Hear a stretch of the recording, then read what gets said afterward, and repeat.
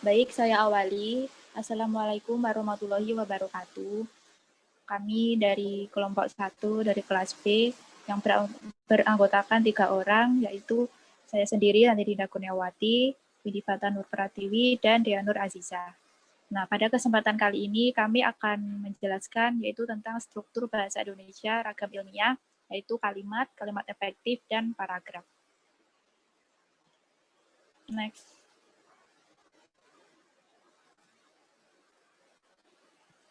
Nah, pengertian kalimat. Kalimat itu merupakan satuan bahasa terkecil. Jadi, pada kalimat itu terdapat rangkaian kata yang membentuk sebuah kalimat, di mana biasanya itu diawali dengan huruf kapital, terus di dalamnya itu biasanya ada tanda seru, tanda koma, dan diakhiri oleh tanda titik. Nah, untuk unsur kalimat itu biasanya terdapat SPOK, yaitu subjek, predikat, objek, pelengkap, dan keterangan. Untuk pola kalimat dasar, yaitu kalimat dasar bukanlah nama jenis kalimat, melainkan acuan atau patron untuk membuat berbagai tipe kalimat. Nah, ini juga hampir sama dengan unsur kalimat, dan minimal itu yang pertama harus sebuah kalimat itu minimal SP, yaitu subjek dan predikat, kemudian SPO, dan seterusnya. Untuk selanjutnya bisa dijelaskan oleh Windy. Selanjutnya yaitu kalimat efektif. Pengertian kalimat efektif, kalimat yang baik dan benar dapat memudahkan orang lain untuk memahaminya. Kalimat yang baik haruslah mengikuti kaidah-kaidah tata bahasa, pilihan kata atau diksi, penalaran, dan keserasian. Kalimat efektif adalah kalimat yang dapat mengungkapkan gagasan pemakaiannya secara tepat dan dapat dipahami secara tepat pula. Kalimat efektif adalah kalimat yang memenuhi kriteria jelas sesuai dengan kaidah dan enak dibaca. Kalimat dikatakan efektif jika mampu membuat proses penyampaian dan penerimaan berlangsung sempurna. Ciri-ciri kalimat efektif. Ada beberapa hal terkait ciri-ciri kalimat efektif, yaitu kesatuan, kehematan, penekatan, dan kevariasian. Sebuah kalimat baik maupun kalimat luas, agar berkedudukan sebagai kalimat efektif, haruslah mengungkapkan sebuah ide pokok atau satu kesatuan pikiran. Selanjutnya dibacakan oleh Mbak Dea.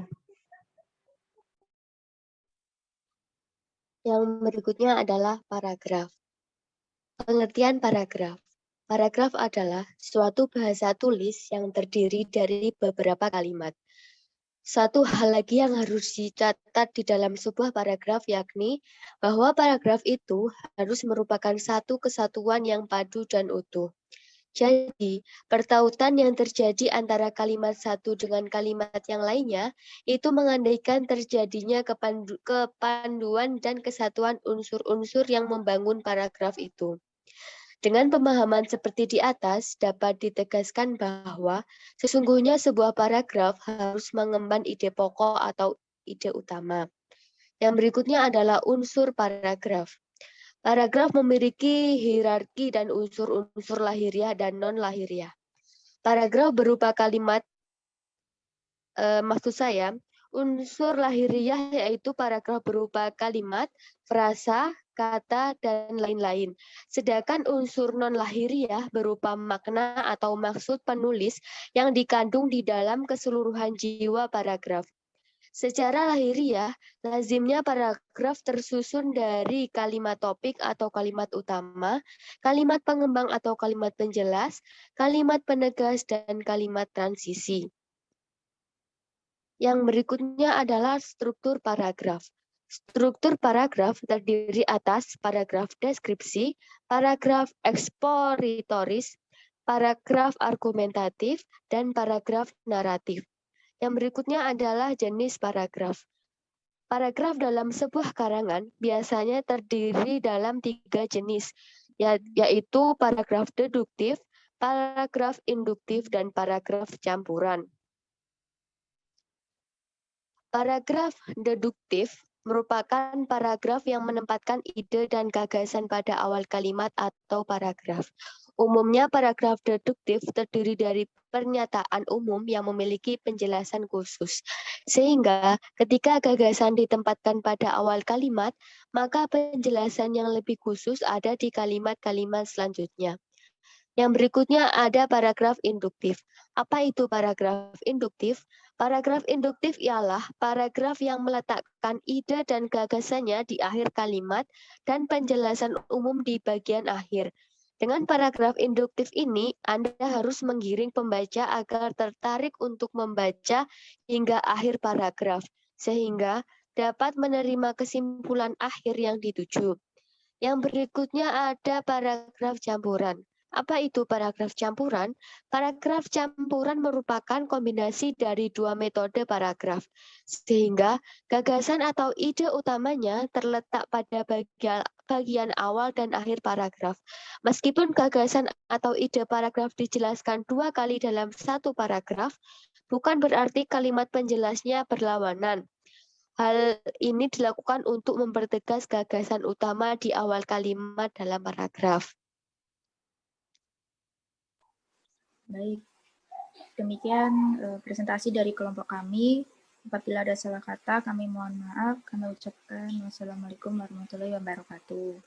Waalaikumsalam warahmatullahi wabarakatuh.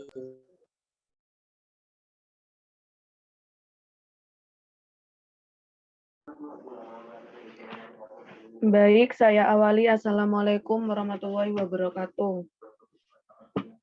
Waalaikumsalam warahmatullahi wabarakatuh. Warahmatullahi wabarakatuh. Pada presentasi kali ini, kelompok saya akan membahas tentang struktur bahasa Indonesia, ragam ilmiah, kalimat, kalimat efektif, dan paragraf. Perkenalkan, saya Nurul Farida dan teman saya Elisa Saptayuniar. Selanjutnya dipaparkan oleh Elisa. Pengertian bahasa. Bahasa adalah alat untuk berkomunikasi yang digunakan manusia dengan sesama anggota masyarakat lain pemakai bahasa itu. Bahasa yang digunakan itu hendaklah dapat mendukung maksud secara jelas agar apa yang dipikirkan, diinginkan, atau dirasakan itu dapat diterima oleh pendengar atau pembaca. Ada beberapa pengertian, yaitu sebagai berikut. Kalimat adalah satuan bahasa berupa kata atau rangkaian kata yang dapat berdiri sendiri dan menyatakan makna yang lengkap. Kalimat adalah satuan bahasa terkecil yang mengungkapkan pikiran yang utuh baik dengan cara lisan maupun tulisan. Dalam wujud lisan, kalimat diucapkan dengan suara naik turun dan keras lembut di sela jeda dan diakhiri dengan intonasi akhir. Selanjutnya. Kalimat merupakan faktor utama dalam kajian bahasa. Kalimat adalah satuan bahasa berupa kata atau rangkaian kata yang dapat berdiri sendiri dan menyatakan makna yang lengkap. Next.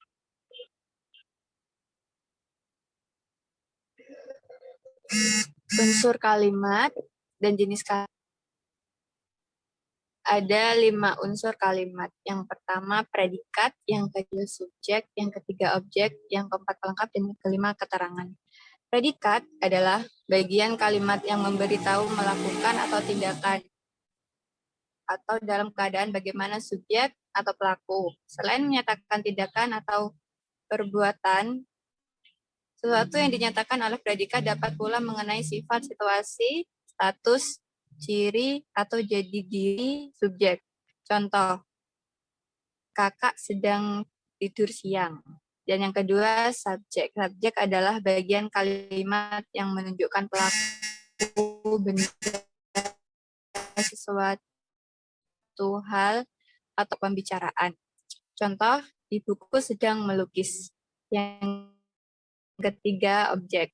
Objek merupakan bagian kalimat yang melengkapi predikat. Objek pada umumnya diisi oleh nomina, frasa nominal, atau klausa. Kata objek selalu di belakang predikat yang berupa verba transitif, yaitu verba yang menuntut wajib hadirnya objek. Yang keempat, pelengkap. Pelengkap adalah bagian kalimat yang memberitahu melakukan tindakan apa atau dalam keadaan bagaimana subjek atau pelaku.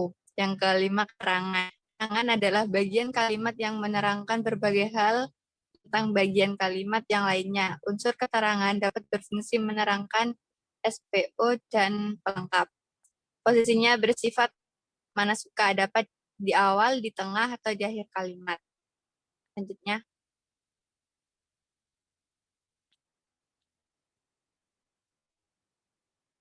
Enam syarat keefektifan kalimat efektif.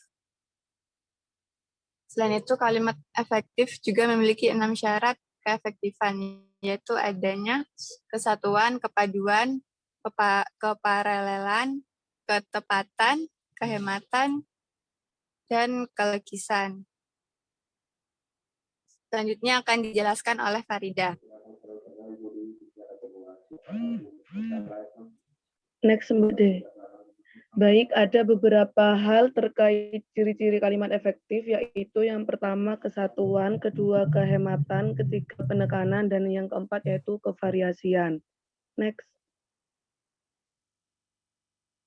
Dalam paragraf adalah rangkaian kalimat yang diikat oleh satu kesatuan gagasan. Paragraf tersusun dari yaitu yang pertama kalimat topik atau kalimat utama, yang kedua kalimat pengembang atau kalimat penjelas, ketiga yaitu kalimat penegas, dan yang keempat yaitu kalimat transisi. Next, Mbak D. Struktur paragraf yaitu ada 4. Yang pertama paragraf deskriptif, kedua paragraf ekspositoris, dan yang ketiga paragraf argumentatif, dan yang keempat yaitu paragraf naratif. Paragraf deskriptif adalah sebuah paragraf yang bertujuan menggambarkan sejelas-jelasnya suatu objek. Sedangkan paragraf ekspositoris yaitu paragraf jenis ini disebut juga paragraf paparan. Tujuannya adalah untuk menampilkan atau memaparkan sosok objek tertentu yang hendak dituliskan. Paragraf argumentatif yaitu argumentatif. Tipe ini kerap diucap pula paragraf persuasif. Tujuannya merupakan untuk membujuk serta meyakinkan pembaca tentang makna berarti dari objek tertentu yang dijelaskan dalam paragraf itu. Baik, saya ulangi. Struktur paragraf yaitu yang pertama paragraf deskriptif, kedua paragraf ekspositoris, ketiga paragraf argumentatif, keempat yaitu paragraf naratif. Next.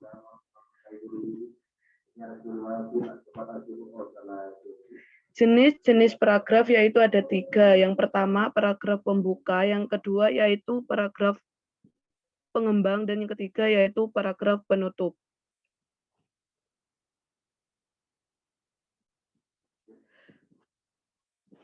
Berdasarkan penyusunan makalah ini dapat kami simpulkan bahwa dalam pengungkapan sebuah kalimat harus mudah dipahami dalam penulisan.